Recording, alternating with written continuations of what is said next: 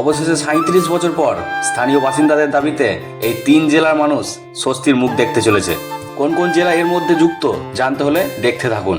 তো নমস্কার বন্ধুরা, কেমন আছো সবাই? আমি মিনময়, তোমরা দেখছো মিনময় ব্লগস 2.0। আজকে আমরা গেছিলাম কাশিরাম দাস সেতু, যা স্থানীয়দের ভাষায় চরকি ব্রিজ নামে পরিচিত।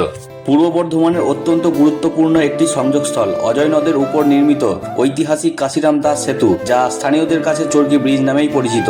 1980 সালে তৈরি হওয়া এই সেতুটি আজ বর্ধমান, বীরভূম ও মুর্শিদাবাদের মানুষের কাছে যাতায়াতের লাইফলাইন। কিন্তু আজ এই লাইফলাইনের অবস্থায় হয়ে গেছে চরম আতঙ্কের কারণ। একটু ভালো করে লক্ষ্য করলে দেখতে পাবেন সেতুর কংক্রিট খসে গিয়ে ভিতরে রড বেরিয়ে গেছে। আবার কোথাও কোথাও রেলিং ভেঙে গিয়ে সম্পূর্ণ নদীর দিকে বিপজ্জনকভাবে উন্মুক্ত হয়ে গেছে। জীবনের ঝুঁকি নিয়ে পারাপার করছেন স্থানীয় বাসিন্দারা। এই সেতুটি শুধু একটি কংক্রিটের কাঠামো নয়, এর সঙ্গে জড়িয়ে আছে বহু ইতিহাস।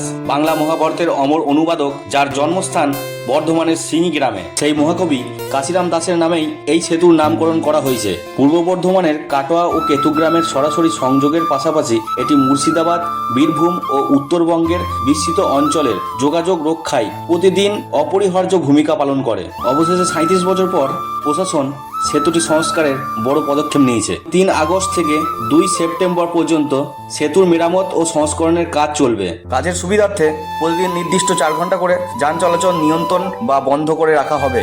যাতায়াতে সাময়িক কিছু অসুবিধা হলেও দীর্ঘদিনের এই ঝুঁকি এড়াতে এই সংস্কার অত্যন্ত জরুরি ছিল। আর আপনারা যারা এই রুটে যাতায়াত করেন তারা নির্দিষ্ট সময়সূচি মেনে পথ চলুন। আজকের এই তথ্যমূলক ব্লগটি আপনাদের কেমন লেগেছে কমেন্ট করে জানাবেন। তো চলুন, আজকের মতো বিদায়। আবার দেখা হবে নতুন কোনো জায়গায় নতুন কোনো ব্লগ নিয়ে।